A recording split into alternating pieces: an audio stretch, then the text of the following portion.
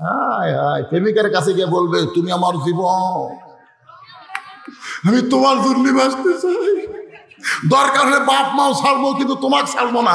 এরকম এরকম বাটপার আছে না, এই কথাটা আছে না। আমাদের এলাকায় কার্তিক মাসে আর আশ্বিন মাসে কুত্তাকের প্রেম বেশি দেখা যায়। একে যেটি সেটি প্রেম করে, এরকে লজ্জা শরম কমা যায়, সারা বছর দেখা যায় না, কিন্তু এই মাসে এতই বেশি ভাই।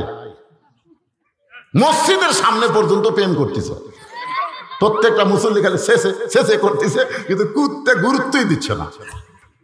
আমি কুত্তার কাছে গিয়ে বললাম, কুত্তা রে, বাঁশের আড়া আছে রে, খেরের পালা আছে, গোপনে টাকা প্রেম কর।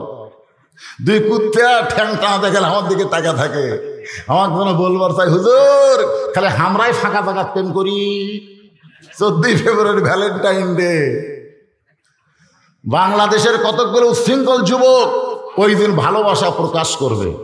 আমি প্রত্যেকটা মাহফিলে বলে থাকি, 14 ফেব্রুয়ারি কোনো ভালোবাসা দিবস না, 14 ফেব্রুয়ারি হলো কাতি মাসে কুত্তা দিবস। ধরে কোন কি দিবস?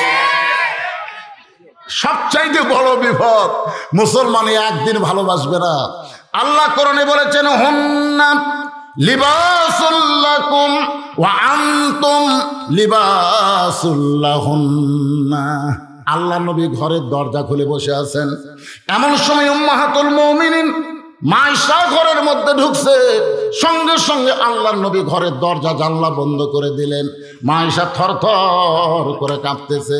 রাসূল বলে, আয়েশা দরজা জানলা বন্ধ করে দিলাম, তুমি কাঁপতেছো কেন? বলে, হুজুর আপনার জুতার পরশে আল্লাহর আরশ ধন্য হয়ে গেছে, আপনার জুতার পরশে আল্লাহর আরশ ধন্য হয়ে গেছে। যদি আপনার সঙ্গে কোনো বেয়াদবি হয়, এই কারণেই আমার দেহ কাঁপতেছে। রাসূল বলে, আয়েশা একজন নবীর জুতার পরশে আল্লাহর আরশ ধন্য হয়েছে, একজন নবীর জুতার পরশে। আয়েশা বলে, হুজুর আপনি তো সেই নবী। রাসূল বলে, আয়েশা রে, যতক্ষণ দরজা জানলা খোলা ছিল ততক্ষণ আমি নবী ছিলাম, কিন্তু দরজা জানলা যখন বন্ধ হয়ে গেছে আমি আর নবী নাই, আমি হলাম স্বামী আর তুমি আমার বিবি। মা আয়েশা দৌড়ে এসে নবীর বুকের মধ্যে মাথা ঢুকাই, আল্লাহ আমার নবী শুধু বিশ্ব নবী না, আমার নবী হলেন পৃথিবীর 1 নম্বর স্বামী। কয় নম্বর স্বামী? আল্লাহ রাসূল আস্তে করে এই ডান হাত কারা মা আয়েশার পিঠে দিয়ে একটা চাপা দেয়। চাপা দেওয়া সুন্নত। মাঝে মধ্যে বউকে, ছোট ছোট মানুষ আগে বলছে, কি ওয়াজ করি রে, খালি শরম লাগে। মেয়ে মানুষেরা তো শুনবার চাই, বোঝেন না? ওরা বসে আছে খালি ফাতেমার এক টান শুনবে। আমি তো লাস্টে একটা ফাতেমার টান দিমই, তাছাড়া ওরা আসবি না তো, বোঝেন না ভাই? যান তো এখন আস্তে করে আল্লাহর নবী ডান হাত কানা মায়েশার পিঠে চাপ দিয়েছে। সঙ্গে সঙ্গে আল্লাহ বলে, জিবরাইল আর দেরি করিস না, কোরআনের আয়াত নিয়ে নবীর কাছে যা। সুবহানাল্লাহ। জিবরাইল বলে, আল্লাহ আপনি বহুদিন কোরআনের আয়াত নিয়ে আমার দাওয়ার করছেন, কিন্তু এইভাবে কর্ণিত। আল্লাহ কয়, আজকে নবী ঘরের মধ্যে যে আমল করতেছে, এই আমল করার কারণে আমি আল্লাহর আরশ খুশি হয়ে গেছে। সুবহানাল্লাহ। আপনারা বলেন, নবী কি নামাজ পড়তেছে, জিকির করতেছে, কোরআন পড়তেছে, নিজের বউকে বুকের মধ্যে নিছে, আল্লাহর আরশ খুশি হয়ে গেছে। কোরআনের আয়াত নিয়ে জিবরাইল হাজির। আসসালামু আলাইকা ইয়া রাসূলুল্লাহ, আপনি ঘরের মধ্যে কি করতেছেন আমি জানি না, তবে আল্লাহ পাক খুশি হয়ে আয়াত নাজিল করলো, হুন্না লিবাসুল লাকুম ওয়া আনতুম লিবাসুল লাহুন্না। স্বামী হলো বিবির পোশাক, বিবি হলো স্বামীর পোশাক। পোশাক কি বছরে একদিন পরে না সব দিন পরে? তাহলে ভালোবাসা 14 ফেব্রুয়ারি একদিনের জন্য না, মুসলমানের ভালোবাসা সারা জীবন সব সময়। একটু মনোযোগ দিয়ে শুনবেন।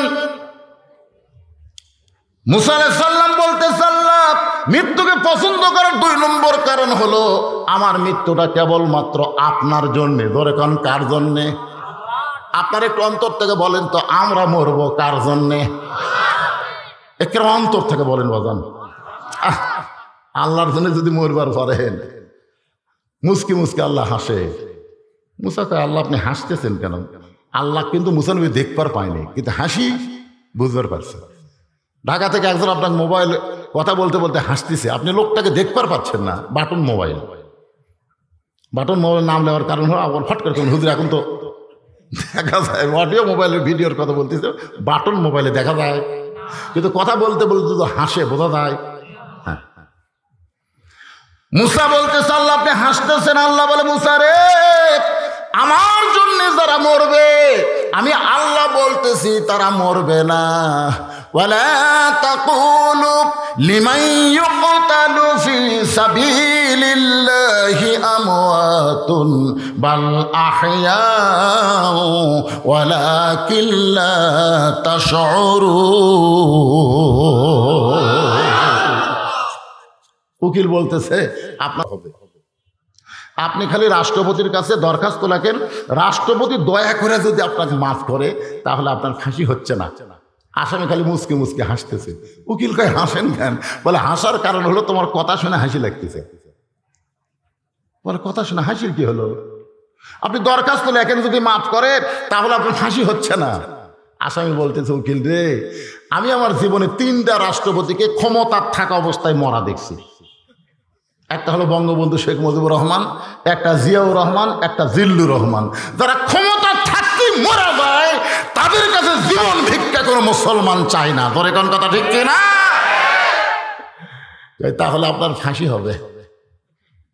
আসামি বলতে ফাঁসি হবে কিন্তু মৃত্যু হবে না, ফাঁসি হবে কিন্তু মৃত্যু হবে না। উকিল বলতেছে আপনি পাগল হয়ে গেছেন। আসামি বলতেছে আল্লাহ রাস্তায় কাউকে যদি হত্যা করা হয়, ফাঁসি দেওয়া হয়, তোমরা তাদেরকে মৃত্যু বলো না, আমি আল্লাহ বলতেছি তারা জীবিত।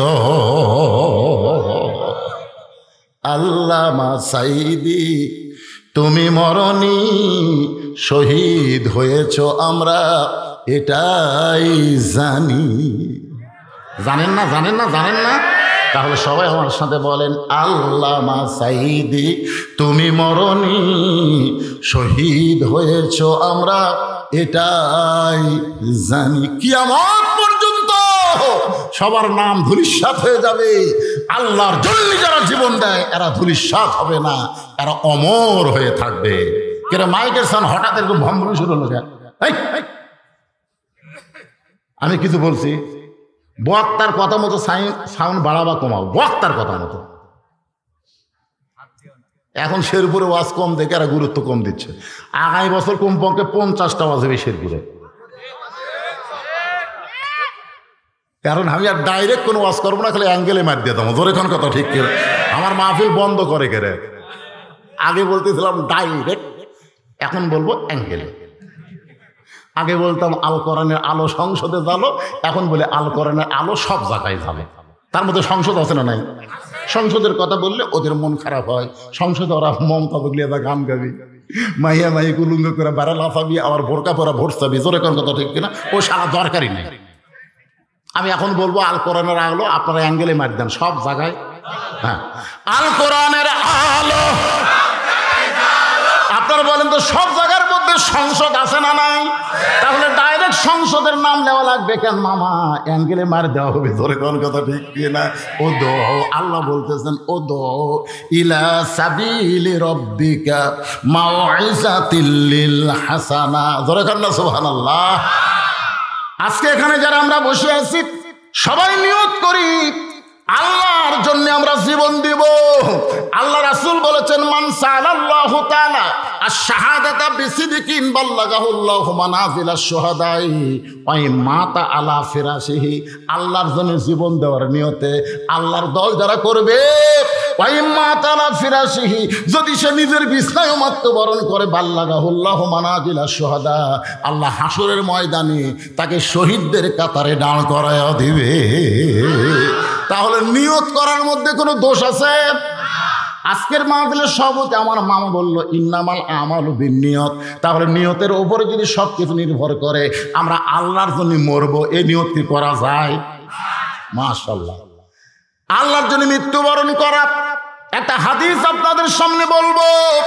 বুখারী শরীফের কিতাবুল মাগাজি হাদিসটা হচ্ছে রাসূল বলতেছেন আনাস রাদিয়াল্লাহু থেকে বর্ণিত, মা আহাদান ইয়াদখুলুল জান্নাতা ইউহিব্বু ইয়ারজি ইলাদ দুনিয়া ওয়া লাহু মা'আল আরদি মিন শাইইন ইল্লা শাহীদুন ইয়াতামান্না আইয়ারজি ইলাদ দুনিয়া ফায়ুক্তাল আশারা মাররাতান, আশারা 10 বার, ফায়ুক্তাল আশারা মাররাতান লিমা ইয়ারা মিনাল কারামাতি, রাওয়াহুল বুখারী কিতাবুল মাগাজি। আপনার বলেন তো বাইতুল মুকাদ্দাস এখন কারা দখল করতেছে?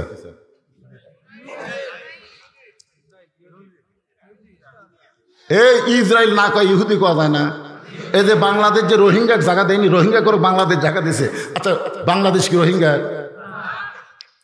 বর্তমান সরকার দয়া করে জায়গা দিছে। এইরকম আরব বিশ্ব দয়া করে ইসরায়েলকে জায়গা দিয়েছিল। এইভাবে হিটলার যখন পৃথিবী থেকে ইহুদি নিপাত শুরু করলো, তখন এই ইহুদিরা আরব বিশ্বের কাছে, মুসলমানের কাছে সাহায্য চাইলো, তখন একটা জায়গা দিলে এখানে তোরা থাক।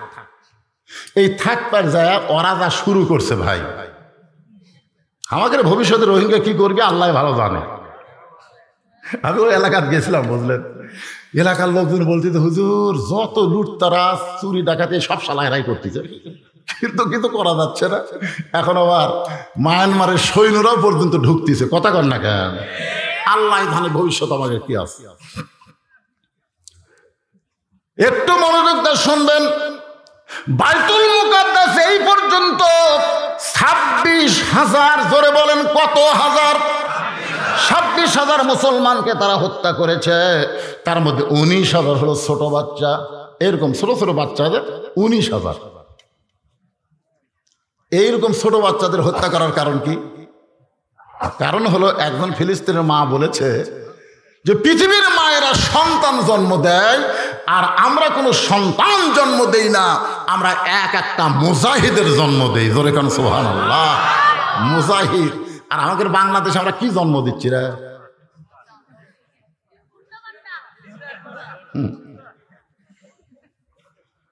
ইযা আসাবাতুহুম মুসিবাতুন ক্বালু, সকলে পড়েন ইন্না লিল্লাহি ওয়া ইন্না ইলাইহি রাজিউন।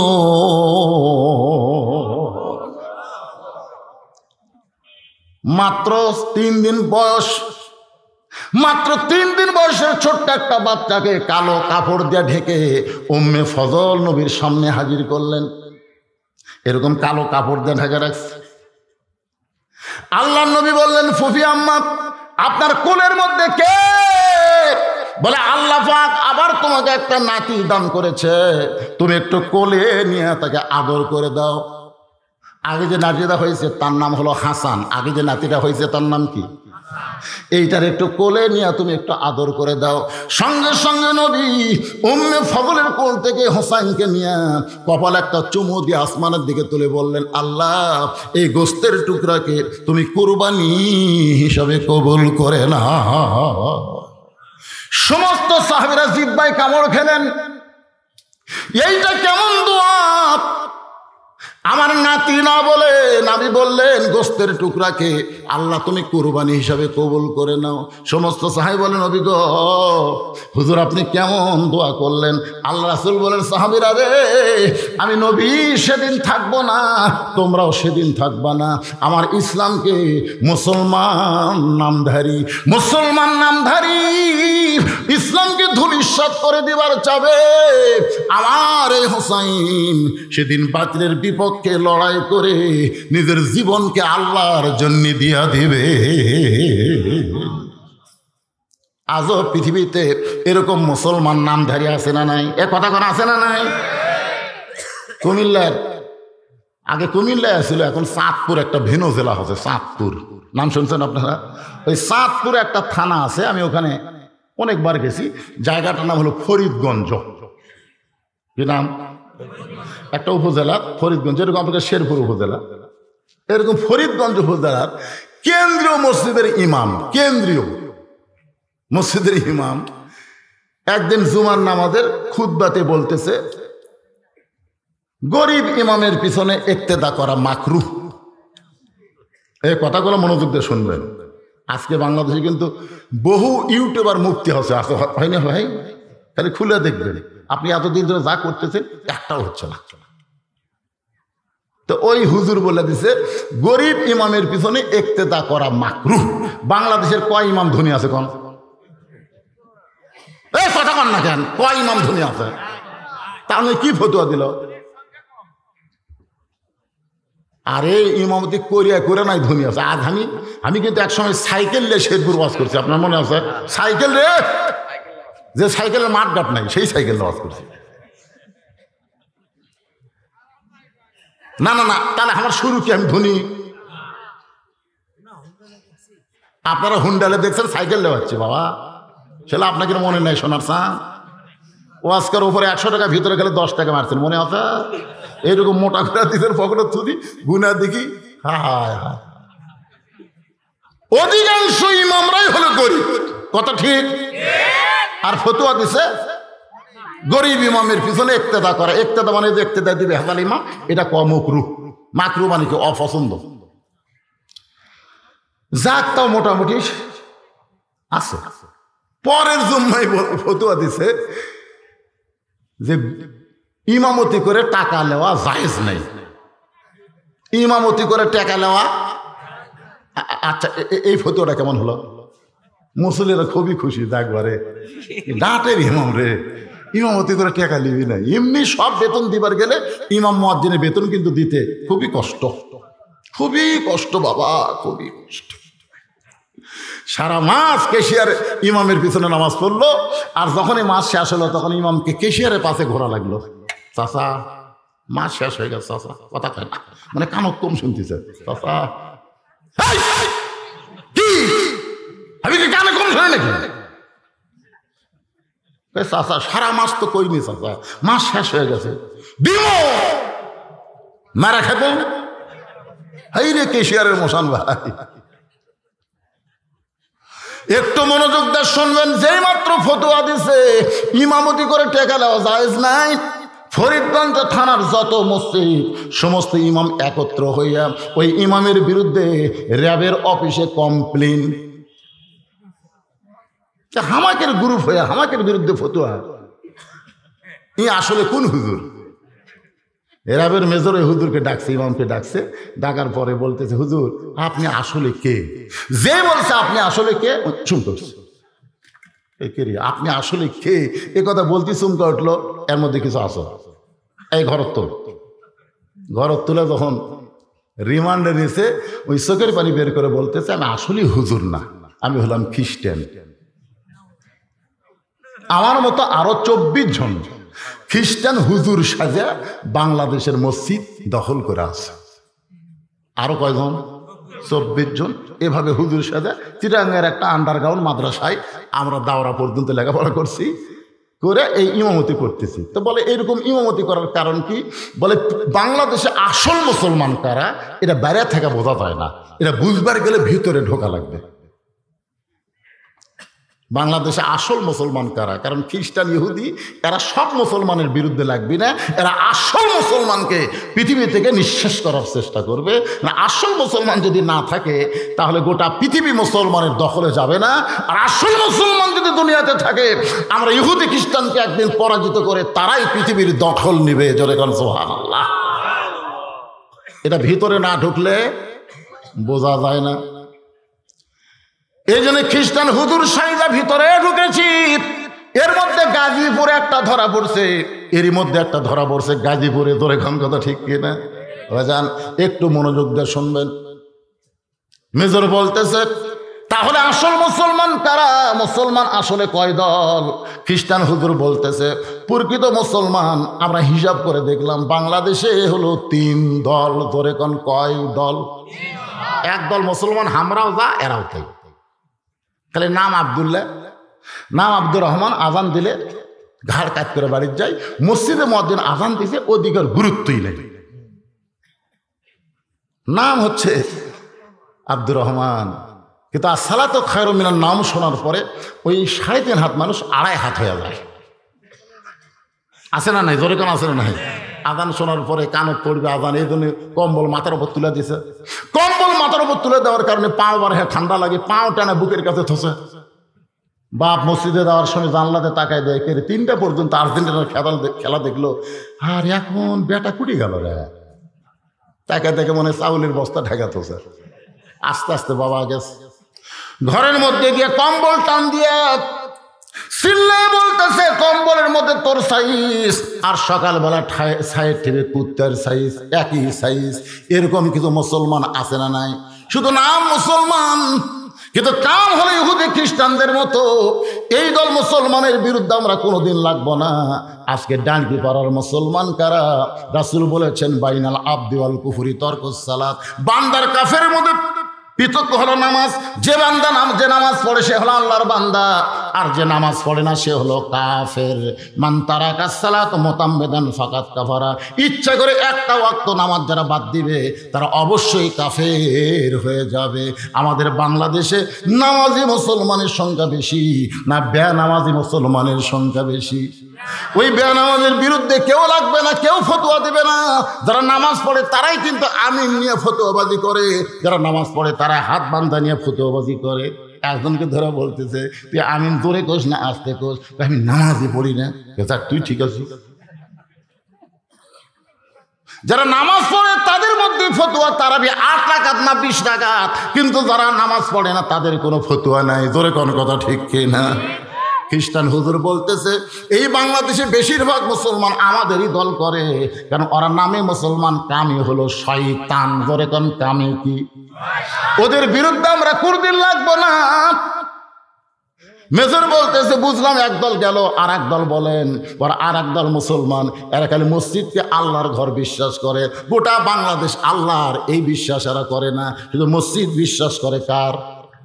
মসজিদের মধ্যে আওয়ামী লীগ, বিএনপি, জামাত যখন ঢোকে তখন ওরা এক কাতার হয়ে যায়। জোরে বলেন কয় কাতার?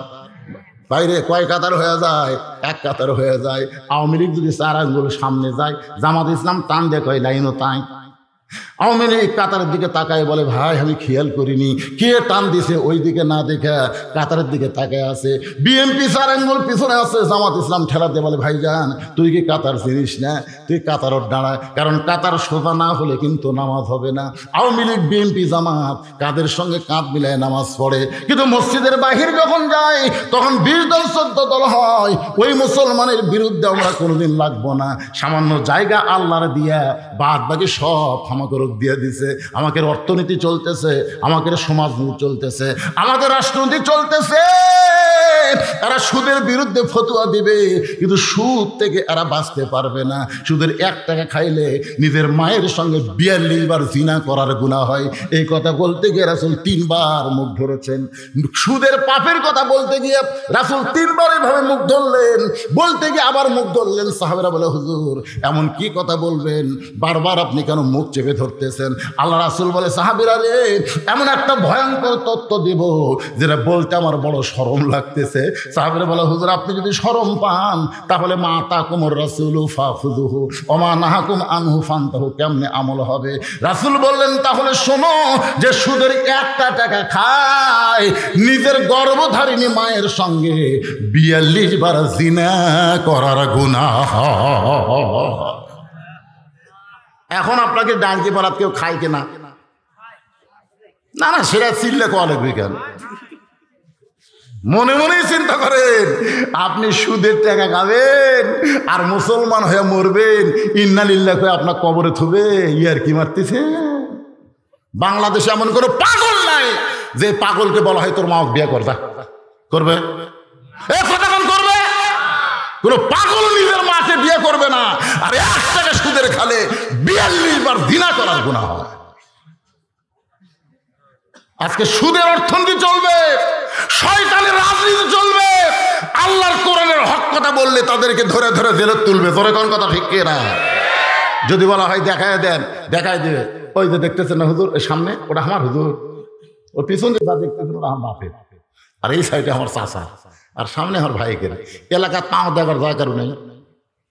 তো সবই যদি তোমাকে হয় আল্লাহ, আল্লাহটা দেখবার গেলে 2 মিনিট হাঁটা লাগবে হুজুর। হ্যাঁ, মসজিদের কাছে গিয়ে বলতেছে এখানেও আল্লাহর কিছু ছিল না, আমার চাচা 10 শতক আল্লাহ দান করছে, এখানেও আল্লাহর কিছু ছিল না। কে দিল? কে দিল? আমার চাচা আল্লাহ দিল, আর আমরা টাকা পয়সা দিয়ে আল্লাহ ঘর বানাই দিছি। ফেরেশতাকে আল্লাহ এই দেশের নাম কি? যেই দেশে তোমার কিছুই নাই, ওর চাষা জায়গা দিলে তোমার জায়গা হয়, ওরা টাকা দিয়ে তোমার ঘর বানায় দেয়। আল্লাহ ওই দেশের নামই বাংলাদেশ রে। ওই দেশে আমি আল্লাহর চাইতে গরিব কেউ নাই রে। ওই 7 তলা বাড়ি বানায়, কোনোদিন কারো কাছে 1 বস্তা সিমেন্ট চায় না। জোরে কথা কন না ভাই, কথা কন না কেন? আপনি কোনোদিন দেখছেন যে 5 তলা বাড়ি বানাতে ওই কোনোদিন মাইকলে বলছে ভাই রে আমার বাড়ি বানাতে টাকা নাই, 2 বস্তা সিমেন্ট চাই? কসে কোন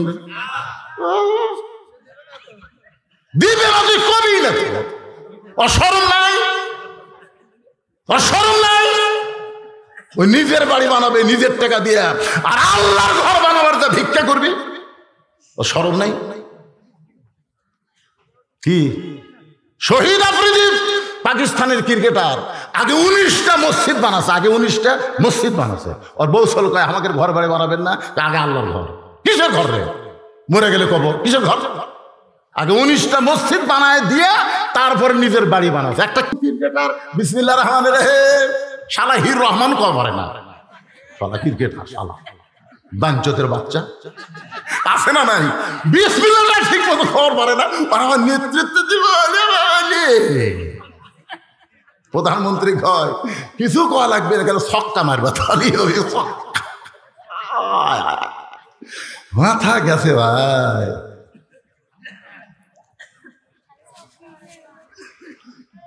ইন্না লিল্লাহি, মনে আছে না? ভুলে গেছেন? ইন্না লিল্লাহি ওয়া ইন্না ইলাইহি রাজিউন। সবচাইতে বড় বিপদ আমাদের বাংলাদেশে, আল্লাহ ধনী না গরিব? ধনী না গরিব?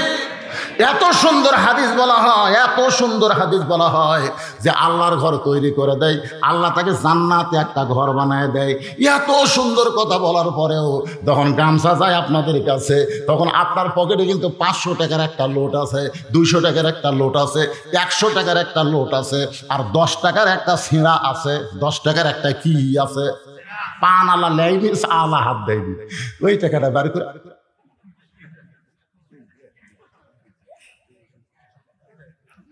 দুই কান্দে 2 ফেরেশতাকে আল্লাহ, এই শালার ঘাড় ধরে থাকবো না, এই শয়তানের ঘাড় ধরে থাকবো না, আমি লেখবো কি? এই 500 টাকা লোট থিয়ে, 200 টাকা লোট থিয়ে, 100 টাকা লোট থিয়ে তোমার ঘর 10 টাকা দিল। আল্লাহ কোরআনে বলেছে, কোরআনের কথা আপনারা মানবেন না? মানবেন না মুসলমান? লান তানালুল বিররা হাত্তা তুনফিকু মিম্মা তুহিব্বুন। তোমার পকেটের লোটের মধ্যে যে লোটকে তুমি মহব্বত করো ওইটা আল্লাহকে দাও। জান্নাত তোমার মামার বাড়ি না, জান্নাত পাবার গেলে তোমার মহব্বতের টাকাটা আল্লাহকে দেওয়া লাগবে। এখন আপনাদের পকেটে কোনটা বড় লোট আছে বার করেন তো দেখি। কি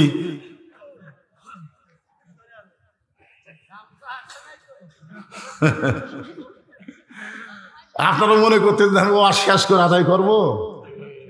ওয়াজের মেডেল পয়েন্টে 5টা মিনিট আপনাকে মসজিদের জন্য আদায় হয়ে যাবে। এই ওয়াজ শোনার পরে তারা টাকা না দিয়ে পকেটের টাকা ধরে তুমি বিশ্বাস করেন আগামীকাল আমাদের হয় ভুটভুরির অ্যাক্সিডেন্ট, না অটো ভ্যানের অ্যাক্সিডেন্ট, না হয় আপনি ঠসা 1 ঘন্টা আপনি মারা দিবি, হাসপাতালতে আপনাকে যাওয়া লাগবে। আর সাদকাতু তারিকুল বালা, দান সদকা করলে বালা মুসিবত আল্লাহ দূর করে দেয়। গেলে দাঁড়িয়ে বেড়ার মসজিদের কেউ আসেন ভাই? যান ভিতরে যান, ভিতরে যান। একজন আমাকে 1000 টাকা দেওয়া তখনই বুঝাই দিয়েছে হুজুর মসজিদের জন্য কিছু করেন। আমি তো টাকা চাইনি, আগে টাকা দিয়েছে 1000। ব্যাগলে আছে? ব্যাগলা কোথায় রে? ব্যাগলা বাটি দেখি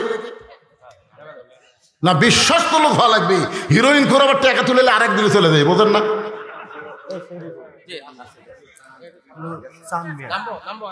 চান মিয়া 1000 টাকা দান করেছে। এইখানে অনেক আল্লাহর বান্দা আছে, সবার কাছে ব্যাগ যাবে না। এখানে 10,000 টাকা, 20,000 টাকা, 5,000 টাকা এরকম দেওয়ারও আল্লাহর বান্দা আছে না নাই? যেরকম আছে না নাই? আপনার এমন অনেক বান্দা আছে যারা 5,000 টাকা দান করবে আল্লাহর ঘরে। আল্লাহ তোমার একজন বান্দা 500 টাকা দান করে দিল। আপনি শুধু বসেন, একটা আওয়াজ হবে, আবার বসেন।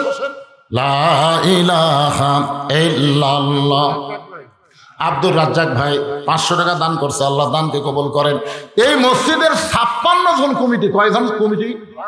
52 জন। এই কমিটিগুলো যদি টাকা দান শুরু করে দেয়, মসজিদের যা উন্নয়ন সব হয়ে যাবে ইনশাল্লাহ। হ্যাঁ, এই কমিটির লোকগুলা কোথায় রে? মসজিদ কমিটির সভাপতি অসুস্থ, উনি অসুস্থ হলো, ওনার ছেলে তো আছে, তারপর সহসভাপতি, সেক্রেটারি, কেশিয়ার।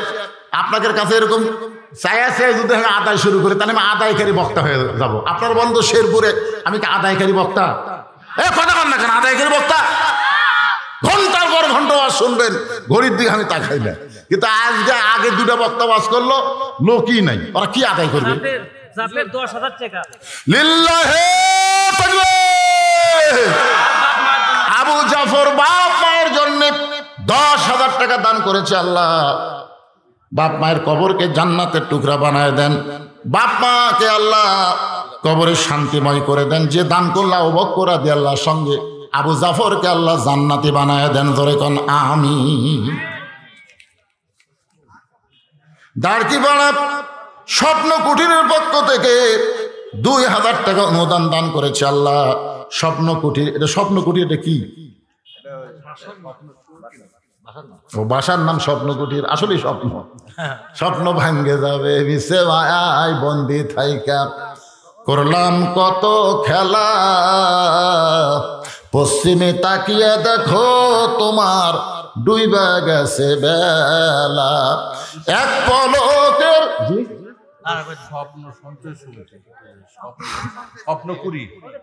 ও স্বপ্ন কুড়ি। আচ্ছা ঠিক আছে, মাশাআল্লাহ। আল্লাহ স্বপ্ন কুড়ির পক্ষ থেকে 2,000 টাকার তোমার ঘরে করছে দেন।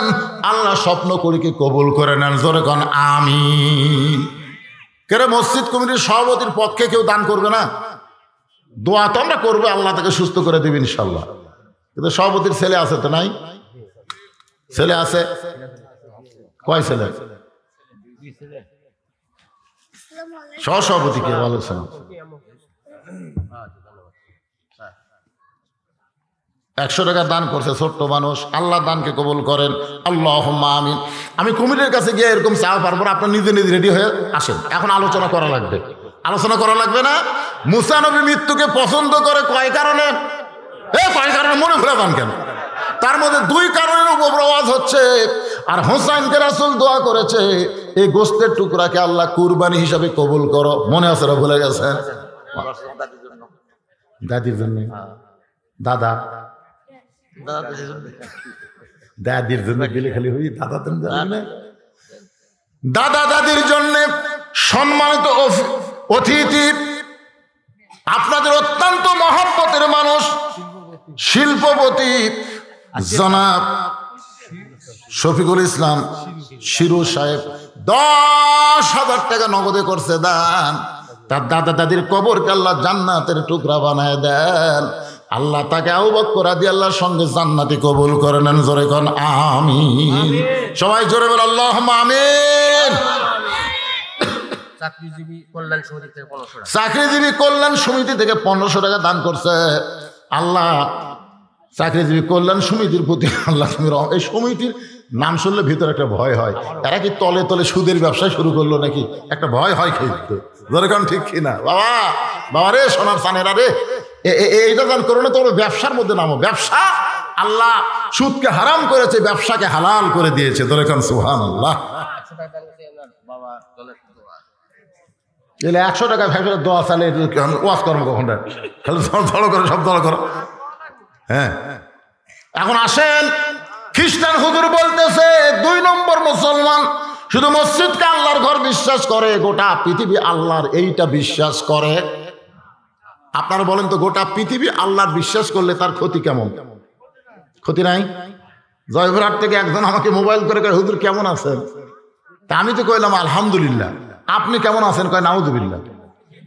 আমি কইলাম ভাই নাউজুবিল্লাহ কেন? বলে হুজুর এই মসজিদের মুয়াজ্জিন আযান দিয়ে একামত দেয়, কিন্তু ইমাম নাই। তো ইমাম নাই কেন?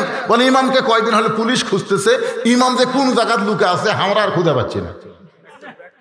আমি কইলাম মুয়াজ্জিন সাহেব, ইমামরে পুলিশ কেন খোঁজে? বলে আমি জানি না। বলে জানা লাগবে, তুমি আযান দাও, তোমার একামতের সামনে মেহরাবে যায়, সেই ইমামকে পুলিশ খোঁজে কেন? সাজ্জাদ আলী তালুকদার অসুস্থ মানুষ 1200 টাকা দান করেছে।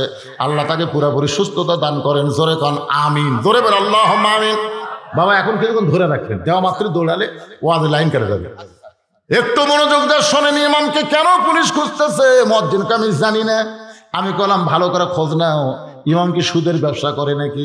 মুয়াজ্জিনকে নাউজুবিল্লাহ, আমাকে 7 গ্রামের মধ্যে ইমামের চাইতে ভালো মানুষ নাই, 7 পাড়ার মধ্যে ইমামের চাইতে ভালো মানুষ নাই, তাকে পুলিশ খোঁজে কেন? আমি তো জানি না হুজুর। আচ্ছা ঠিক আছে। 2 দিন পরে মুয়াজ্জিন আমাকে মোবাইল করে বলতেছে ইমামের মারাত্মক দোষ আছে। মিশনকে উঠলাম, কে ইমামের কি মারাত্মক দোষ? আমি বললাম মারাত্মক দোষ কি? বলে হুজুর ইমাম বিশ্বাস করে মসজিদ শুধু আল্লাহর ঘর না, গোটা বাংলাদেশও আল্লাহ। খালি মসজিদ ভালো করলে হবে না, গোটা বাংলাদেশকে ভালো করতে হবে। আর গোটা বাংলাদেশকে ভালো করতে গেলে কোনো জাদু মন্ত্র দিয়ে ভালো করা যাবে না, আল্লাহর কোরআনের আইন চালু করতে হবে।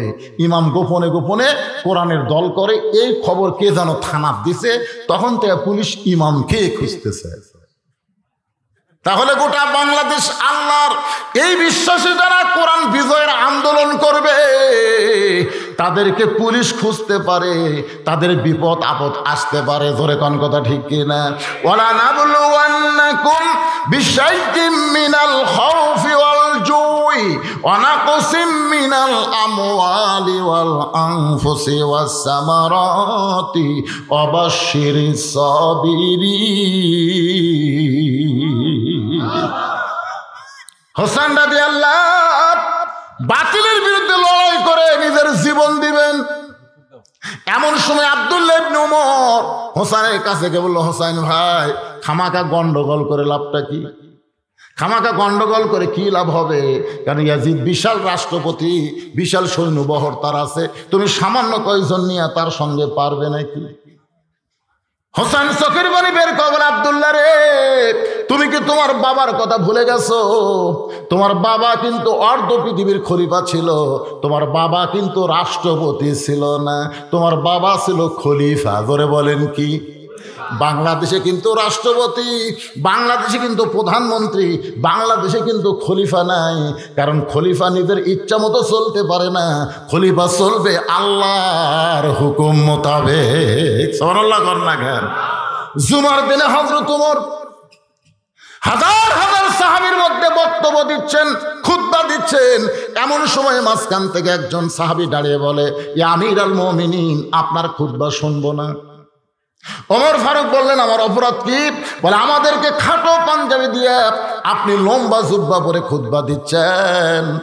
যতক্ষণ পর্যন্ত লম্বা জুব্বার কাহিনী না বলবেন ততক্ষণ পর্যন্ত আপনার খুতবা শুনবো না। উমরের চোখ দিয়ে দর দর করে পানি পড়তেছে। উমর যদি রাষ্ট্রপতি হতো, উমর কি কিছু বলার আগে পুলিশ গিয়া ওরে ধরতে। জোরে কোন কথা ঠিক কিনা? পুলিশ গিয়ে ধরতে, কার সামনে কি বলিস, লেপটা লেপটা ঠিক করতো। কিন্তু হযরত ওমর রাষ্ট্রপতি না, আল্লাহর আইনে চলার কারণে সে হলো খলিফা। তার চোখ দিয়ে দর দর করে পানি পড়তেছে। এমন সময় আব্দুল্লাহ ইবনে উমর 6 লক্ষ হাদিসের হাফেজ, 30 পারা কোরআনের হাফেজ। জোরে কোন সুবহানাল্লাহ। বাবার পাশে গিয়ে বলে, রে নবীর সাহাবীরা, খাটো পাঞ্জাবি হলেও তোমরা নতুন কাপড় পরে নামাজ পড়তে আইছো, আমার দিকে তাকায় দেখো, আমার পরনে কিন্তু নতুন কাপড় নাই। সমস্ত সাহাবীরা, আব্দুল্লাহ আজকে জুমার দিন নতুন কাপড় কেন পরলে না? আব্দুল্লাহ বলতেছে, আমি যদি নতুন কাপড় পরি তাহলে আমার বাবার জুব্বা কেমনে লম্বা হবে? গভীর রাত্রে আমার কাপড়ের টুকরা টুকু আমার বাবাকে দান করেছি, বাবার টামারটা মিলে এই লম্বা জুব্বা পরে খুতবা দেয়। এখন বলো খুতবা শোনা যায় কি না যায়? সঙ্গে সঙ্গে সাহাবীরা চিল্লায় বলে, আল্লাহর কোরআন দিয়ে যখন রাষ্ট্র চলবে এমন ভালো নেতা মুসলমান দেখতে পাবে। আপনার বলেন তো, ভালো নেতা দেখার আশা করা দরকার আছে না না? এ কথা কোনো আছে না নাই? একটু মনোযোগ দিয়ে শুনবেন বাজানগো মুসলমানের মধ্যে। তাহলে 1 নম্বর দল কারা? এবার খ্রিস্টান হুজুর বলতেছে গোটা বাংলাদেশের মধ্যে 1 নম্বর মুসলমান দল আছে, তারা শুধু মসজিদকে আল্লাহর ঘর কয় না, তারা গোটা বাংলাদেশকে আল্লাহর বিশ্বাস করে। আর আল্লাহর বিশ্বাস করার কারণে তারা কোরআন বিজয়ের আন্দোলন করে। এরকম একটা দল আমাদের বাংলাদেশে আছে না নাই? করে কথা বলেন, আছে না নাই? আমি নাম বলতেছি না, একটু মনোযোগ দিয়ে চিন্তা করলেই আপনারা বুঝতে পারবেন শুধু কোরআনের ওয়াজ শোনার জন্য আল্লাহ কোরআন পাঠায়নি। কারণ আপনারা যে ওয়াজ শুনতেছেন তার চাইতে আবু জেহেল ভালো শুনেছে। আপনারা তো বসার জায়গা পাচ্ছেন, আবু জেহেল কিন্তু বসার চান্স হয়নি। সারা দাঁড়িয়ে দাঁড়িয়ে কোরআন শোনার পরে সকালবেলাকে মিটিংয়ে বলতেছে এত সুন্দর কোরআনের বাণী, রাতটা কোন দিক দিয়ে গেল আমি বুঝবারই পারিনি। আবু সুফিয়ান বলে নেতা, যে কোরআন শুনতে আপনি রাত কোন দিক দিয়ে গেল বুঝবার পারলেন না, সেই কোরআনকে ধরলে অসুবিধা কোন জায়গায়? আবু জেহেল বলে আবু সুফিয়ান রে, এই কোরআনকে ধরলে অসুবিধা কোন জায়গায় যদি শুনবার চাস তাহলে তোর কানটা আমার মুখের কাছে দে, কেন হক কথা জোরে বলা যাবে। কোরআন ধরলে অসুবিধা কি? এটা হক কথা, এ হক কথা জোরে বলা যাবে। দেশে আইলো কলিকাল, ভেড়া সাথে বাঘের গাল। বাংলাদেশে আইলো কলিকাল, ভেড়া সাথে বাঘের গাল। ভেড়া কার গাল চাটতেছে? বাঘের গাল। ভেড়া হলো বউ আর বাঘ হলো স্বামী। বউ স্বামীর গাল চাটতেছে আর বলতেছে তোমার মাও ভালো না, তোমার বাপ ভালো না। বাঘ খালি কয় গাল চাটলে আর ঘুম ধরবি না। ঘুমের মধ্যে বলতেছে ঠিকই করেছিস রে, ঠিকই করেছিস। সে বুড়া বুড়ির সাথে আমিও থাকবার চাচ্ছি না। ও খালি লাইক দিচ্ছে, বুঝতেছেন না? এখন বউ স্বামী নিয়ে তো শেরপুরে বাসা বানাচ্ছে আর বাপ মা ডাকিয়ে পাড়ার থাকে। এরকম পাটা আছে না নাই? জোরে কোন আছে না নাই? যে সেইলো কলিকাল, ভেড়া সাথে বাঘের গাল। আসল কথা বললে তোমায় ধরবে রে, হক কথা বললে তোমায় জেলে দিবে রে। ধরে কোন কথা ঠিক কিনা?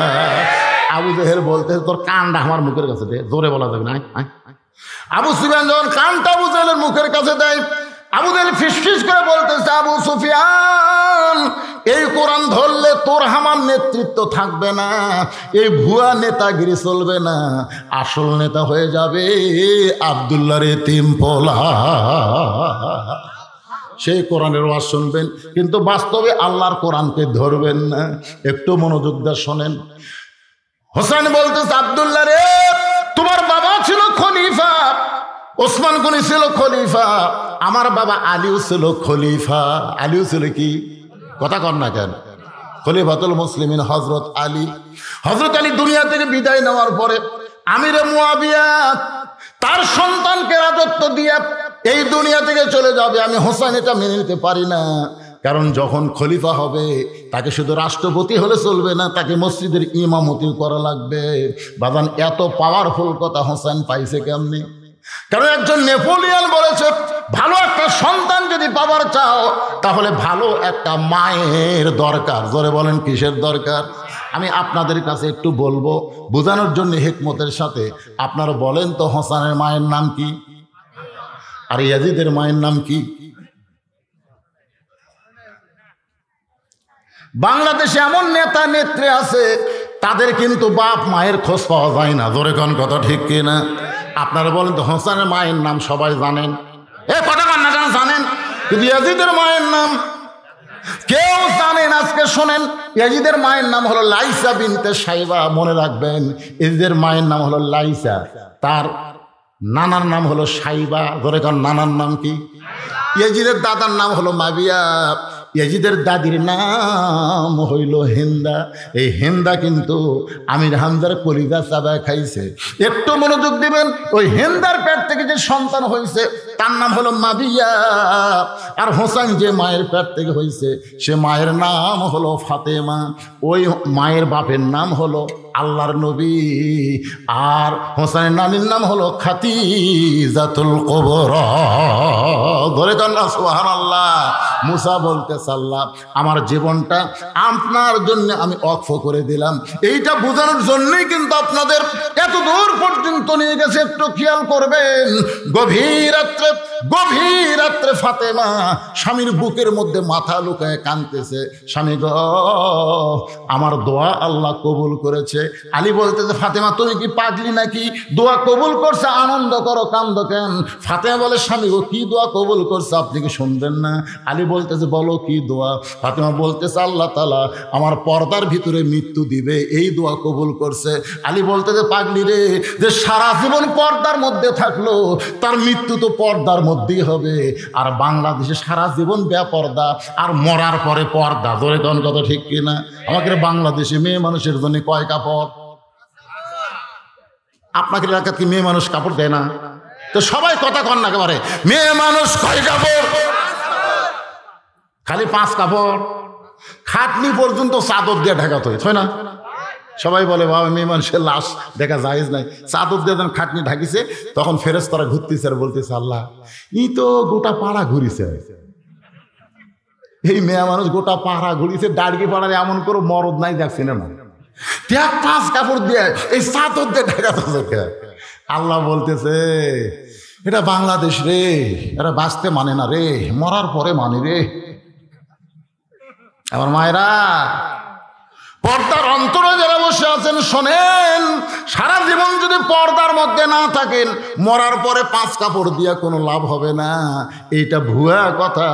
জীবিত অবস্থায় পর্দার ভিতরে থাকা লাগবে। সারা জীবন কোরআনের বিরুদ্ধচারণ করলেন, মরার পরে আপনার নামে কোরআন খতম দিয়া দোয়া করলে কোনো লাভ হবে না, কারণ কোরআন মরা মানুষের জন্য নয়, কোরআন হলো জীবিত মানুষের হেদায়েত। সুবহানাল্লাহ কলবে ঠিক ঠিক, একটু জোরে বলেন ঠিক। বাজান এক টানা ওয়াজ করবো, কষ্ট নিয়েন না। মা ফাতে বলে স্বামী গো কবে আমার মৃত্যু হবে এইটা কি শুনবেন না? আলী বলে ফাতেমা মরার কথা কেউ বলবার পারে না, কে কখন মরবে এটা কেউ বলতে পারে? এজরকান পারে। ফাতেমা বলতে স্বামী গো আল্লাহ যদি জানাই, আল্লাহ যদি জানাই তাহলে কি বলতে পারবে? আলী বলতে তাহলে অবশ্যই বলতে পারবে। ফাতেমা বলতেছেন আল্লাহ পাক আমাকে জানাইছেন আজকে গভীর রাত্রে ফাতেমার মৃত্যু হবে। গাছের গোড়া কাটলে গাছটা যেমন ঠাস করে পড়ে যায়, হযরত আলী তেমনি পড়ে গেলেন ঘরের মাঝায়। মা ফাতেমা মুস্কি মুস্কি হেসে ওই স্বামীর মাথাটা উরাতের উপরে নিয়ে কপালে একটা চুমা খায়। যিনি গভীর রাত্রে মৃত্যুবরণ করবেন তিনি হাসতেছেন। তার মানে বোঝা গেল মুসলমান মরা কোনো কষ্টের কথা না, মুসলমান মরাটাই হলো সুখের খবর। জোরে কোন ঠিক কিনা? মুস্কি মুস্কি হাসতেছে, গভীর রাত্রে মারা যাবেন।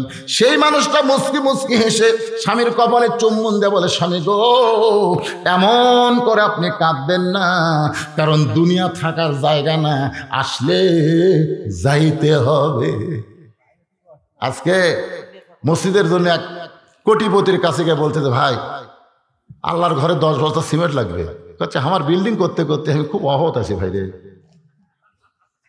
আমার এই বাড়ি করতে করতে আমার হাতে টাকা নাই, মাফ কর। আপনার বলেন তুই ভালো আছে না পাগল হয়ে গেছে? ইয়া আইয়ুহাল ইনসান, আল্লাহ বলেছেন ইয়া আইয়ুহাল ইনসান মা গররাকা বিরাব্বিকাল কারীম। কিসের মায়ায় কিসের ধোকায় পড়ে তোমরা তোমাদের আল্লাহকে ভুলে গেলে। আজকে আল্লাহর ঘরের জন্য টাকা চাওয়া হলো, না দিলেন না দিলেন পরে দিবেন। আপনি তো জানেন আপনি খাড়ায় মরতেছেন না, নাকি কই? আপনি জানতেছেন না? আপনি তো জানেন আরো 10 বছর আপনি বাঁচবেন, পরে দান করবেন। পরের কথা চিন্তা করা যাবে না। আজকে আপনার জীবনের শেষ দান হবার পারে। জোরে কোন কথা ঠিক কিনা? আসেন ভাই। মা ফাতে বলে স্বামী গো আপনি হলেন একজন শিক্ষিত মানুষ, আপনি হলেন পৃথিবীর সবচাইতে বড় শিক্ষিত, আপনি হলেন পৃথিবীর সবচাইতে বড় বীর, আর মরার খবর শুনে আপনি পড়ে গেলেন। আপনি কি জানেন না আসলে যাইতে হবে? ওগো স্বামী আমি মরার পরে আমার 3টা চাওয়া আপনি পুরা করবেন। আলী কান্দের বলে ফাতেমা দুনিয়ায় গরিব ছিলাম বলে তুমি কিছুই চাইলা না, মরার পরে তুমি কি চাইবা ফাতেমা? বলে 1 নম্বর চাওয়া হলো রাতের অন্ধকারেই আমাকে কবর দেওয়া লাগবে। 2 নম্বর চাওয়া হলো আমার কোনো জানাজার ব্যবস্থা করবেন না, 3 নম্বর চাওয়া হলো আমার লাশটা খাটনিতে তুলবেন না, আমার দেহের ওজন দুনিয়ার কোনো মানুষ যেন বুঝবার না পারে, আপনি আমার কান্দে করে জান্নাতুল বাকির পূর্ব কোণায় সবুজ রঙের একটা বাতি জ্বলবে, ওই বাতি বরাবর আমাকে দাফন করে দিবেন। মা ফাতেমার হযরত আলী দাফন করার পরে আল্লাহর কাছে বলতেছে, আল্লাহ গভীর রাত্রে একজন পর্দানিশীকে কবর দিলাম, তুমি তাকে কবুল করে নাও। এই কথা বলার সঙ্গে সঙ্গে তাকায় দেখে সামনে কয়েকটা পুরাতন কবর দেখা যায়। এইমাত্র ফাতেমার কবর দিল, সেই নতুন কবর আর খুঁজা পায় না। হযরত আলী গোটা জান্নাতুল বাকির মধ্যে দৌড়ায় আর বলে, ফাতেমার কবর, ফাতেমার কবর। কে যেন ডাকতে বলে, আলী রে, ফাতেমা পর্দানিশী, আমি আল্লাহ জোহরা ডিগ্রি দিয়া তার কবরটাকে কিয়ামত পর্যন্ত পর্দা করে দিয়েছি। এই ওয়াজটা করলাম আমার মা বোনদের জন্যে, কারণ মা বোনদের 1 নম্বর আমলের নাম হলো পর্দা। ধরে বলেন নাম কি? পর্দা যদি ঠিক না থাকে, ওই মেয়ের পেট থেকে যে সন্তানগুলো দুনিয়াতে আসবে, এই সন্তানগুলো ভালো হবে না, সন্তানগুলো নষ্ট হয়ে যাবে। একজন নেপোলিয়ান বলেছে, ভালো একটা সন্তান যদি চাও তাহলে ভালো একটা মায়ের দরকার। ধরে কোন কিসের দরকার? ওই দেখেন একসাথে কতগুলো সন্তান উঠে গেল, আপনারা দেখেন আপনাদের মাঝখান থেকে একসঙ্গে কতগুলো সন্তান উঠে গেল। এই সন্তানগুলো খোঁজ না দেখেন, এরা হলো একটা মাদ্রাসার তালবে ইলম। ধরে কোন কথা ঠিক কিনা? আমি বহু মাহফিলে বলেছি, এই মাদ্রাসার ছাত্রদের ওয়াজ শোনা লাগবে না, কারণ এরা সবচাইতে বড় ওয়াজ হাতের মধ্যে রাখে, বুকের মধ্যে রাখে। সবসময় কোরআনের সঙ্গে এদের একটা সম্পর্ক আছে না নাই? ধরে কারণ আছে না নাই? সবচাইতে বড় ওয়াজের নাম হলো কোরআন। আপনারা বলেন তো, কোরআনের চাইতে বড় কোন ওয়াজ আছে? এই যে বাচ্চাগুলো উঠে গেল, এত রাত পর্যন্ত এরা এই মাহফিলে বসেছিল, বিশাল ক্ষতি। এগুলো ওয়াজ করে শোনা লাভ কি এদের? আচ্ছা বাবা দেখ রে, আমি দেখে কানা বক্তা, তাই কানা বক্তা কল গেছে দেখি সকাল বক্তা সময় মতো মেরে দেওয়া নেই। না না, সময় মতো 2টা কোরআন শব্দ দিতে বলবো না আমি এখনই কলে খালি ঠেলা ঠেলি। হাই রে, ওই লোক আবার বসে আছে কোরআনের কথা বলো না, এই জন্য তো মানুষ বিপদত আছে ভাই। আর মেয়ে মানুষ টাকা দান করলে, মরদ মানুষ যদি রান্না দেয়, নাম না বললে ওই আবার শোনে, হুজুর কাছে গেল না পকেটত গেল, বুঝতেছে না? মানুষ বিশাল সন্দেহের মধ্যে পড়ে গেছে। এখন মানুষ স্বামীকেও সন্দেহ করে, আমাকে আমার বউ সন্দেহ করে। হ্যাঁ, খুব বিপদ ভাই। সন্দেহ কম না বেশি? সব জায়গার সন্দেহ ঢুকে গেছে, কিন্তু একটা ব্যাপারে সন্দেহ নাই, সেটা হলো জালিকাল কিতাব লা রাইবা ফি। এই কিতাবের মধ্যে কোনো সন্দেহ, জোরে বলেন সন্দেহ। সেই কোরআন থেকে ইন্না লিল্লাহর আলোচনা চলতেছে। আল্লাহ বলে, মুসা রে, মৃত্যুকে পছন্দ করার 3 নম্বর কারণ কি? মুসা নবী মৃত্যুকে পছন্দ করার 3 নম্বর কারণ বলার আগে আমি একটা গান গাবো। আপনারা দেখেন তো কারণ বুঝবার পান কিনা। এই ফেলে নাই, দুষ্টমি করিস না, গানটা শোন। চলতে পথে 2 দিন থামিলাম, যাবার কালে একজন আরো দেখা না পাইলাম। সবাই বলেন, চলতে পথে 2 দিন থামিলাম, যাবার কালে একজন আরো দেখা না পাইলাম। ও আমার সাদের মালা যায় রে ছিঁড়ে, রইব না আর বেশি দিন তোদের মাজারে। ডাক দিয়াছেন এন্দু কিশোর দয়াল কথা, কি সুন্দর দয়ালেরি এন্দু কিশোর দয়াল কথা। আমরা মুসলমান দয়াল কব না আল্লাহ কব? ডাক দিয়াছেন আল্লাহ আমারে, রইব না আর বেশি দিন তোদের মাজারে। একটু মনোযোগ দিবেন। মুসা বলে, মাবুদ, মৃত্যুকে পছন্দ করার 3 নম্বর কারণ হলো ক্ষণস্থায়ী জীবনের পরিসমাপ্তি হবে। মৃত্যুর পরে আল্লাহ চিরস্থায়ী জীবন আমাদেরকে দিয়া দিবে। সুবহানাল্লাহ কন্যা কা। আচ্ছা, আমরা যে দুনিয়াতে জীবিত আছি, এটা কি চিরস্থায়ী না ক্ষণস্থায়ী? কিন্তু মৃত্যুবরণ করার পরে যে জীবন পাবো তার নাম কি? তা আপনাদের কাছে কোনটা ভালো লাগে, ক্ষণস্থায়ী না চিরস্থায়ী?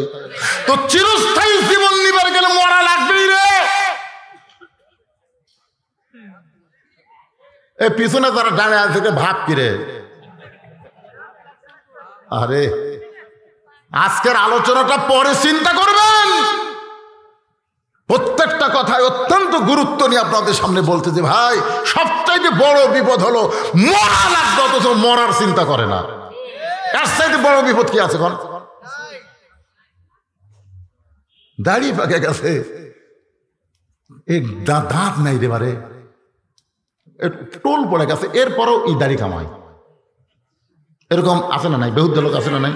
কপালত ভাঁজ পড়ে গেছে, দাড়ি কামাচ্ছে। একবার হক ছিল না লোক, হুজুর এর দাড়ি কামাতে গেলে যদি চামড়া কাটিয়ে যায় ভয় লাগে হুজুর। আমি বললাম একটা পেলাস রাখতে, পেলাস এরকম চামড়া ঢিলা লোক যদি দাড়ি কামাবার চায় পেলাস দিয়ে টেনে ধরে তারপরে টেনে দেবে। সবচাইতে বড় বিপদকে জানেন? এক মেয়ে আমাকে বলতে, হুজুর আমার স্বামী খুবই সুন্দর, তো আমি যখন স্বামী নিয়ে বাহিরে যাই মেয়েগুলো সব আমার স্বামীর দিকে তাকা থাকে। হুজুর আপনি একটু দোয়া দরুদ দেন তো, মেয়েরা যেন আমার স্বামীর দিকে না তাকায়। আমি বললাম কোনো দোয়া দেয়া তোমার স্বামীকে পর নারী থেকে আলাদা করতে পারবা না, তুমি চাচা বানাও তাহলে হবে। কি কি কি কইলেন হুজুর? স্বামী চাচা? এই পাখি তোমাকে চাচা কবার করছি, চাচা বানাবার করছি। তুমি হাত পাও ধরে হোক খালি দাড়িটা রাখার ব্যবস্থা করো। ওই স্বামীর হাত পাও ধরে পাও তেল তুলতে দাড়ি রাখছে, বড় 4 আঙ্গুলে এখন দাড়ি আছে। ওই একদিন মোবাইল করাই, হুজুর আমার স্বামীকে বাইরে গেলে একটা মেয়েও আমার স্বামীর দিকে তাকায় না, 2-1 তাকালে কয় চাচা আসসালামু আলাইকুম।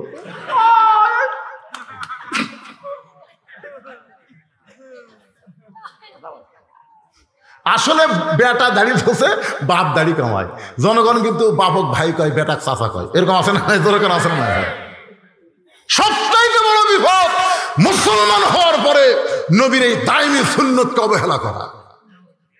আপনি জানেন যে কোনো সময় আমার মৃত্যু হবে, আপনি যদি দাড়ি ছাড়া কবর যান আপনার খবর কি?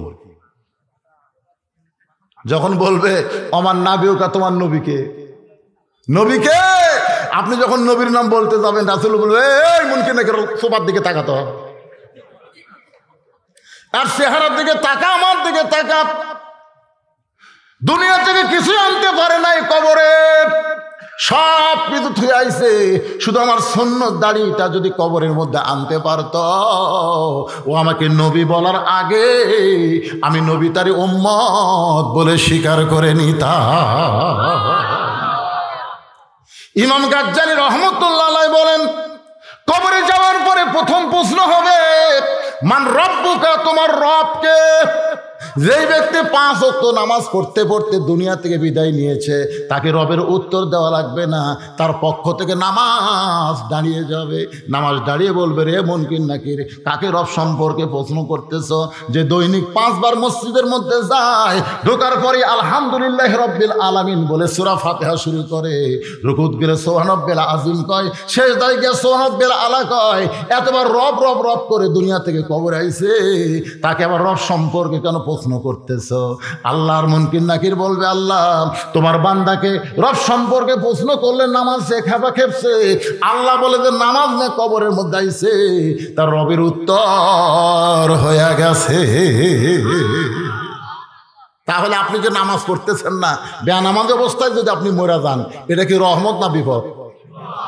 ইমাম গাজ্জালী বলেছেন, ইমাম মালিক বলেছেন, 2 জন একসাথে বলেছেন, তোমাদের এলাকায় চিহ্নিত কোনো বেনামাজি যদি মারা যায়, তোমরা সবাই যদি জানো এই লোকটা ইচ্ছা করে নামাজ পড়েনি, আর যখন মরে যায় তখন তোমরা যদি কোনো নামাজি ব্যক্তি তার জানাজাত হাজির হও, তোমাদের আমল নামায় 1 হোকবা পরিমাণ পাপ হবে।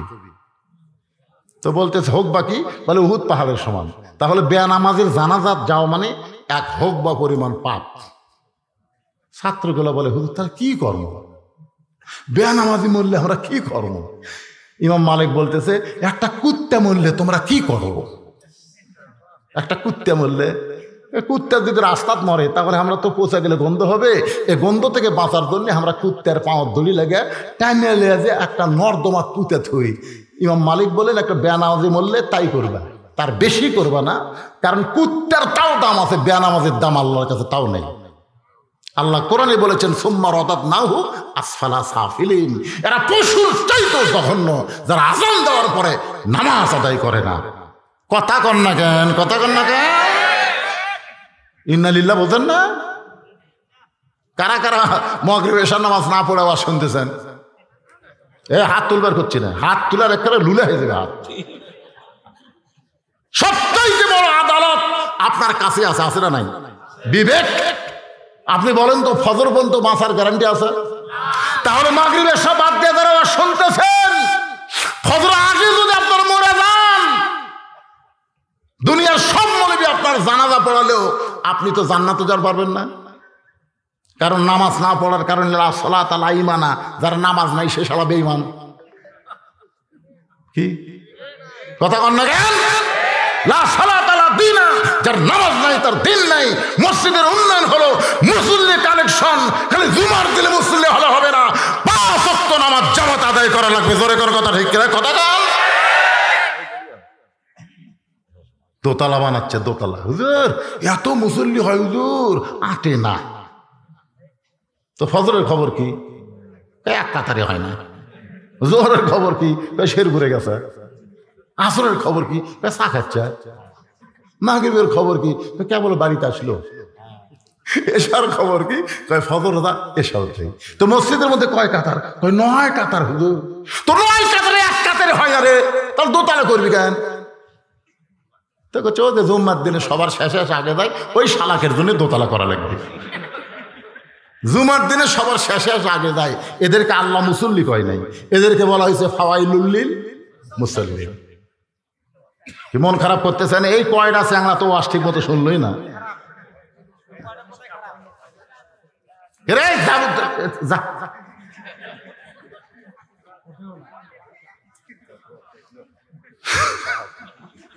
এদের জন্য দোয়া করবো আমরা, প্রাণ ভরে। তোর মুখটা বার করতো মহান দেখি, তোর মুখটা বার করতো। ঠিক আছে। কি বিরক্ত হচ্ছেন? আল্লাহর বান্দার একটু মনোযোগ দেন। ইন্না লিল্লাহ কেন বলবো? কি কারণে ইন্না লিল্লাহ আল্লাহ নাজিল করেছে? আর অল্প সময়ের মধ্যে কথা বলি, আপনাদের নিয়ে আমি আখেরে মোনাজাত করতে চাই। ভাইজান একটু মনোযোগ দিয়ে শুনবেন। মৃত্যুকে পছন্দ করার 3 নম্বর কারণ বলার সঙ্গে সঙ্গে আমি আপনাদেরকে নিয়ে যাব হোসেন রাদিয়াল্লাহ। সেদিন বাতিলের সঙ্গে আপোষ করছে, এজোরে গান করছে। আপনারা বলেন তো, প্রত্যেক জুমার সানি খুতবায় প্রত্যেকটা মসজিদের ইমাম সাহেব কিন্তু আপনাদেরকে শোনায় আরবিতে। আপনারা হয়তো বুঝবার পারেন না। সাইদুস শাবাবে আহলেল জান্নাহ হাসান হোসাইন রাদিয়াল্লাহু তাআলা আনহুমা, ওমর ফারুক বললেন, ইয়া রাসূলুল্লাহ আসরের নামাজ হলো 4 রাকাত। জোরে বলেন কয় রাকাত? 4 রাকাত নামাজ। কিন্তু প্রথম রাকাতের প্রথম সেজদায় আপনি 3 বার সুবহান রাব্বিল আলা কইলেন, কিন্তু দ্বিতীয় সেজদায় গিয়া 100 বার সুবহান রাব্বিল আলা বলি, কিন্তু আপনি সেজদা থেকে মাথা তুললেন না। দ্বিতীয় রাকাত ঠিকই করলেন, তৃতীয় রাকাত ঠিকই করলেন, চতুর্থ রাকাত ঠিকই করলেন, কিন্তু প্রথম রাকাতের দ্বিতীয় সেজদা এত লম্বা দেওয়ার কারণ কি? আল্লাহ রাসূল বলেন, ওমর প্রথম রাকাতের দ্বিতীয় সেজদা 3 বার সুবহান রাব্বিল আলা বলার পরে আমি সেজদা থেকে মাথা উঠাবার চাই। আমি যেই সেজদা থেকে মাথা তুলব, এমন সময় 2 জন পবিত্র আমার পিঠের উপর চড়ে বসলো।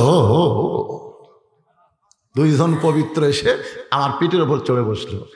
আমি সেজদা থেকে ওদেরকে পিঠ থেকে নামাবার চাই, কিন্তু নামাজের মালিক আল্লাহ বলে, হাবিব যতক্ষণ আপনার পিঠে হাসান হোসেন বসে থাকবে ততক্ষণ আপনি সেজদা থেকে মাথা তুলবেন না। রাসূল বলেন, সাহাবীরা রে, এই 2টা সন্তান এরা জন্মসূত্রে পবিত্র জান্নাতি হয়ে জন্মেছে। সেই হোসাইন বাতিলের সঙ্গে আপোষ না করে হকের পক্ষে জীবন দিল। বাজানগ একজন সেনাপতি হোসেন রাদিয়াল্লাহু দেহ কারবালায় রেখে মাথা নিয়ে গেল দামেস্কে মাথা নিয়ে যায়। এদের সামনে যখন দেওয়া হলো, এদের হাতে একটা লাঠি ছিল। ওই লাঠিটা হোসেন রাদিয়াল্লাহু মুখের মধ্যে ঢুকাই দিয়ে তিরস্কার করে বলল, হোসাইন তাহলে জেদ করার কারণে এই পরিণতি।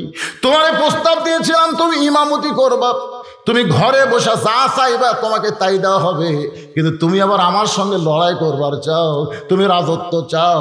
আজকে তোমার অবস্থাটা কি দেখো, তোমার সব চলে গেছে, আমি ইয়াজিদ ক্ষমতার চেয়ারে বসে আছি, তোমার ক্ষমতাও নাই, তোমার দেহ নাই, তোমার মাথা আমার সামনে প্রদর্শন করতেছে, মুখের মধ্যে লাঠি দিয়ে যখন তিরস্কার করে, এমন সময় সমস্ত মুসলমান ইয়াজিদের সামনে মাথা নিচু করে বসে আছে। হোসেনের পক্ষে কথা বলার কোনো মানুষ নেই, সবাই মাথা নিচু করে বসে আছে, কান্দে আর গায়ে বানা জানাজা পড়ে। জোরে কোন কথা ঠিক কিনা? পৃথিবীর এমন কোন মুসলিম রাষ্ট্র নাই যে রাষ্ট্রে আল্লামা সাঈদীর জানাজা হয়নি। কথা কন না কেন ভাই? এমন কোন জেলা নাই যে জেলায় গায়েবে জানাজা হয়নি, খালি কান্দে জানাজা পড়ে, কিন্তু মাথা তুলে কথা বলবার পারে না। সবাই কাঁদতেছে কিন্তু মাথা তোলে না, কারণ হোসেনের পক্ষে কথা বললে ইয়াজিদ তার দেহ রাখবে কিন্তু মাথা রাখবে না। স্বৈরাচারীর ভয়ে প্রত্যেকটা মুসলমান মাথা নিচু করে আছে। এমন সময় 80 বছরের একটা বুড়া মানুষ, সুবহানাল্লাহ, লাঠি ভর দিয়ে দাঁড়ায়, লাঠি ভর দিয়ে দাঁড়ায় বলতেছে, ইয়াজিদ মুখে যা আসে তা বলতে পারো না, যার মুখে লাঠি ঢুকাইয়া তিরস্কার করতেছে, ইয়াজিদ রে তুমি তারে চিনোই না, তুমি যদি তারে একবার চিনতে পারতাম তাহলে এইরকম বেয়াদবি করার সাহস পাইতা না। ইয়াজিদ রে, যার মুখে লাঠি ঢুকায় তিরস্কার করতেছো তাকে তুমি চিনো না, তাকে তুমি চিনো না, সে হলো জান্নাতি যুবকদের সর্দার হোসাইন। তুমি জান্নাতে যাবার পারবা না তার সিগনেচার ছাড়া। ইয়াজিদ আল্লাহর নবী মসজিদ নবীর মধ্যে ওয়াজ করতেছে, যার মুখে লাঠি ঢুকাইছো সেই মহামানব কত বড় একটাবার শোনো। রাসূল সাহাবীর সামনে ওয়াজ করতেছে, প্রত্যেকটা সাহাবী পাগলের মতো নবীর ওয়াজ শুনতেছে। এমন সময় ওই হোসেন তখন ছিল ছোট্ট, আমি আনাস নবীর কাছে বসেছিলাম, হঠাৎ হোসেন মসজিদের মধ্যে ঢুকে বলতেছে, না না, খালি সাহাবীদের ওয়াজ শোনাবা, আমার কোলে কখন নিবা? শুধু সাহাবীদের ওয়াজ শোনাবা, আমাকে তুমি কোলে নিবা না? এমন সময় আবু বকর রাদিয়াল্লাহু হুযায়ফাকে বলল, হুযায়ফা রে, হোসেন দৌড়ে আসলে নবী কিন্তু দামি কথা বন্ধ করে দিবে, যা যা হোসেনকে আটকায় দে, হোসেন যেন নবী পর্যন্ত আসবার না পারে। আবু বকরের কথা মতো হুযায়ফাতুল ইয়ামিন দৌড়ে এসে হোসেনকে বুকের মধ্যে নিয়ে বল, হোসেন এখন তুমি তোমার নানার কাছে যাইও না, কারণ তোমার নানা দামি দামি ওয়াজ করতেছে আর সাহাবীরা পাগলের মতন কথাগুলো শুনতেছে। সঙ্গে সঙ্গে হোসেন সাহাবীর কোল থেকে বলে, রে নবীর সাহাবীরা, আমার নানাকে চিনো বলে নানার কাছে আমাকে যাবার দিচ্ছ না, কিন্তু তোমরা শুনে নাও, আমাকে তোমরা চিনতে পারলা না। আজকে শোনো, ওই নানার চাইতে কোনো অংশে আমি ছোট না। আমার নানারে চিনো বলে নানার কাছে আমাকে যাবার দিচ্ছ না, আজকে শুনে নাও, ওই নানার চাইতে কোনো অংশে আমি ছোট না। সঙ্গে সঙ্গে হযরত আলী দৌড়ে এসে হুযায়ফার কোল থেকে কাইলা নিয়ে মুখে একটা ঠাসি মেরে বলতেছে, ওরা ফায়না আলাকা যিকরাক, তোর নানার সাথে দুনিয়ার কাউরে তুলনা চলবে না, তুই একটা পুচকা হয়ে কেমনে তুলনা দিলি? এত জোরে মুখে ঠাসি মারছে, নিচের দাঁত উপরে লট কাইটা রক্ত বের হয়ে গেছে।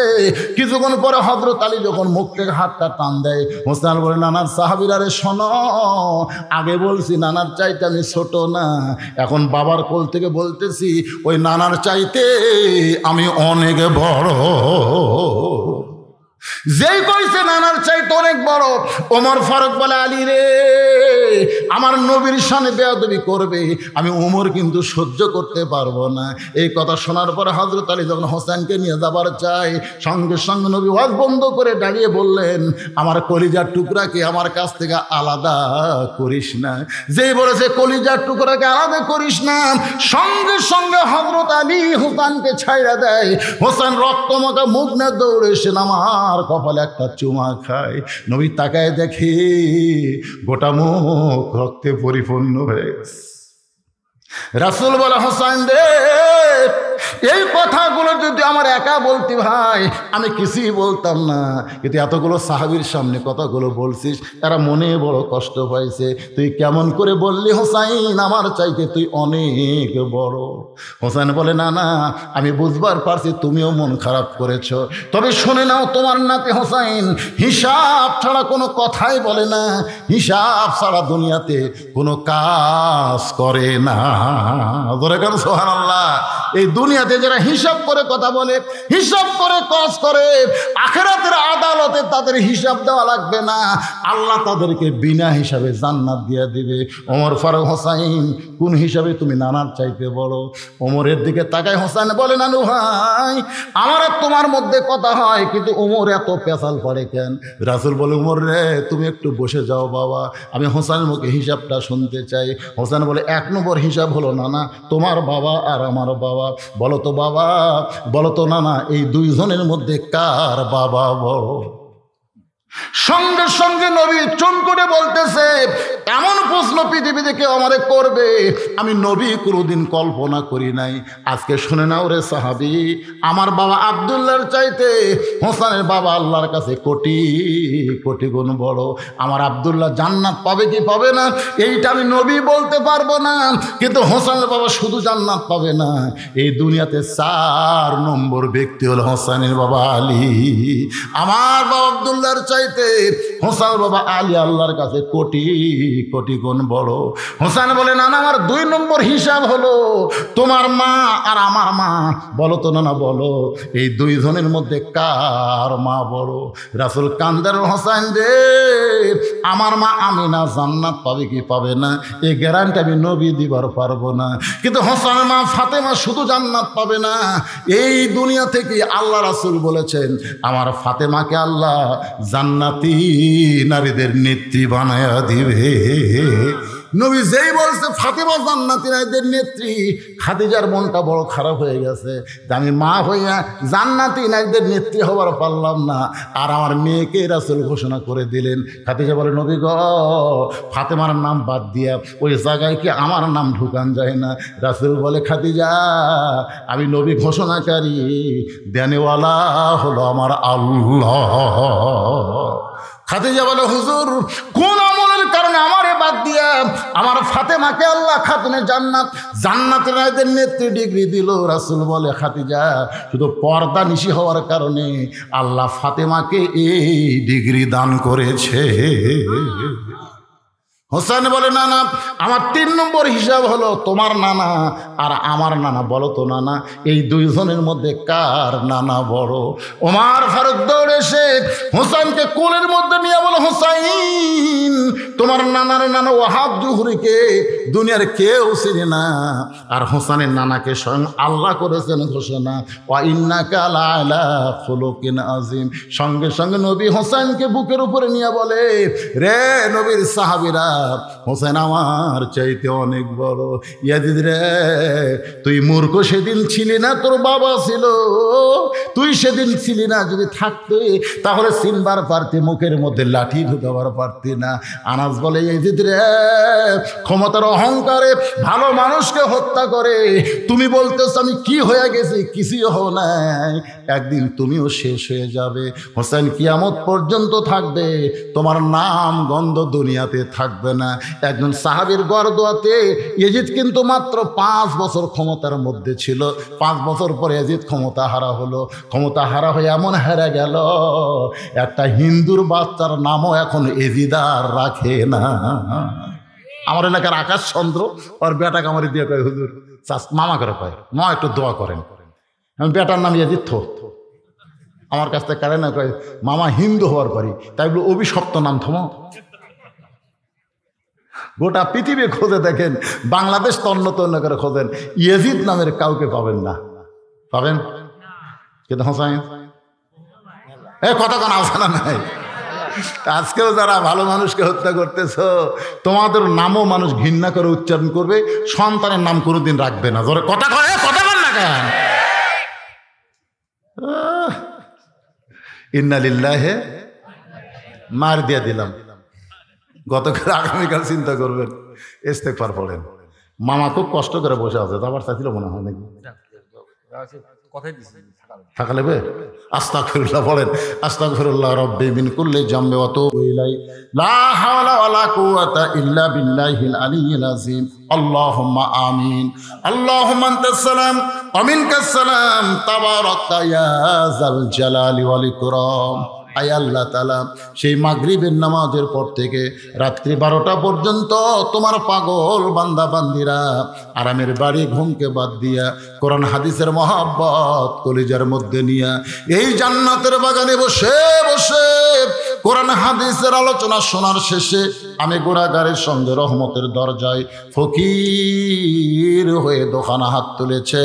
মেহেরবানি করে আজকের মাহফিল আমাদের সকলের হেদায়েতের জন্যে, নাজাতের জন্যে, জান্নাতের জন্যে কবুল করো।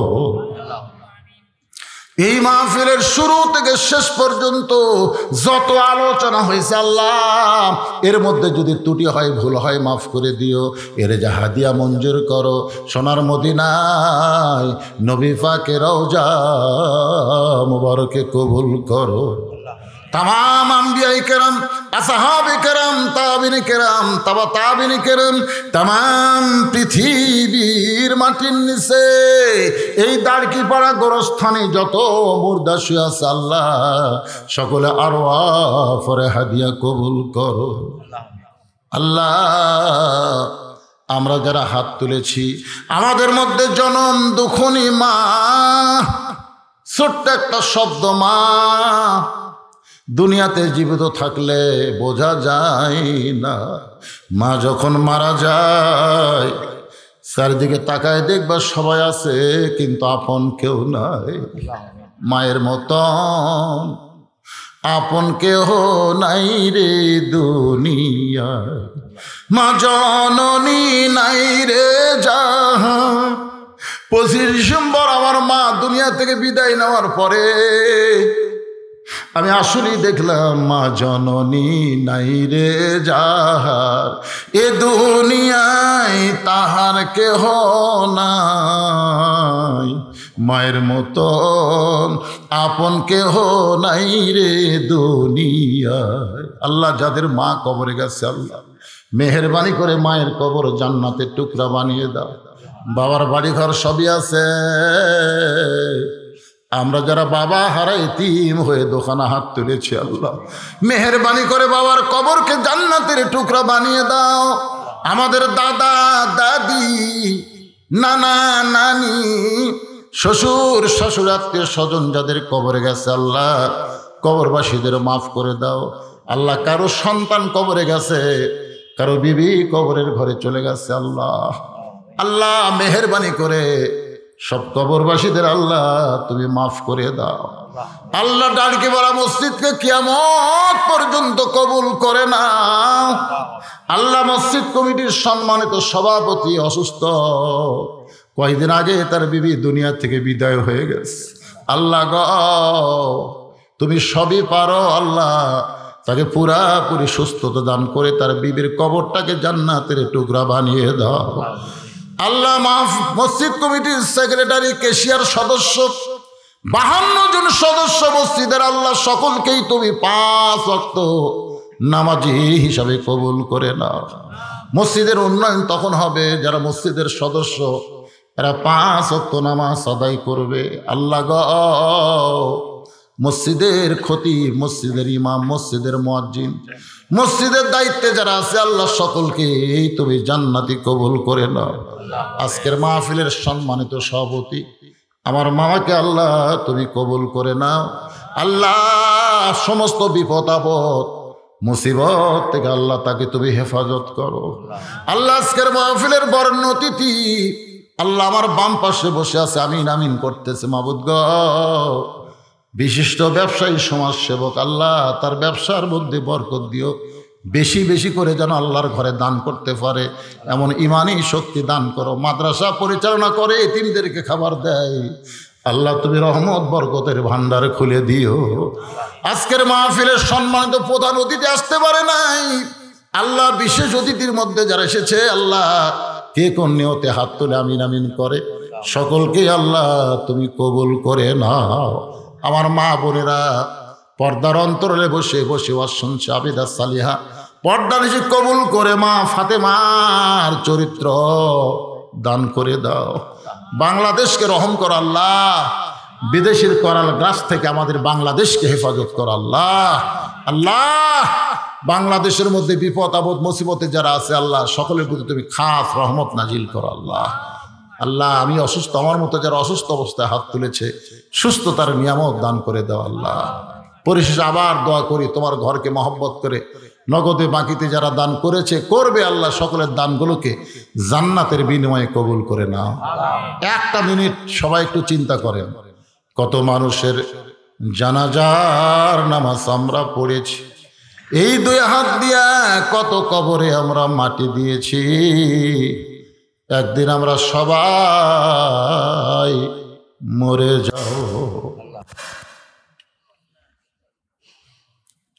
এক পলকের নাই ভরসা, মিশে সকল আশা, কখন বুঝি দারুর ঝড়ে ভাঙবে তোমার বাসা। আল্লাহ আমরা মরে যাবো আল্লাহ ইমানের সাথে ইজ্জতের সাথে। মৃত্যুর সময় আমাদের জবানে তুমি জারি করে দিও লা ইলাহা ইল্লাল্লাহু মুহাম্মাদুর রাসূলুল্লাহ সাল্লাল্লাহু আলাইহি সাল্লাম। আসসালামু আলাইকুম ওয়া রাহমাতুল্লাহি ওয়া বারাকাতুহু।